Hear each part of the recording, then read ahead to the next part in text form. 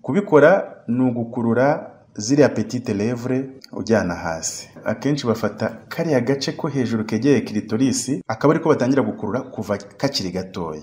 Aha intoki zawe uzikoza mu mavuta y'inka avanze na rwa ruvange rw'ibyatsi. Kuri ubu basigaye barinabicuruza abavuzi ba gakondo bamwe na bamwe bivanze. Ibi bituma horohera hagasa n'ahabyimbye, ukabona aho ukurura. Ukajya ubikora wongera ubisubiramo mu gihe cy'iminota nka 30. Ushobora kubikora rimwe ku munsi, kabiri ku munsi, cyangwa inshuro runaka buri cyumweru. Ariko bisaba guhozaho, uko ubikora kenshi ni nako bikura vuba. Gukuna bishobora gukorwa abantu ari babiri, bakicara barebana, basobekeranyije amaguru, basa n'abatandaraje, hanyuma umwe agakurura mugenzi we kuko aba mureba neza, undi nawe akamwishyura bityo. Ariko hari n'igihe umuntu abikora wenyine.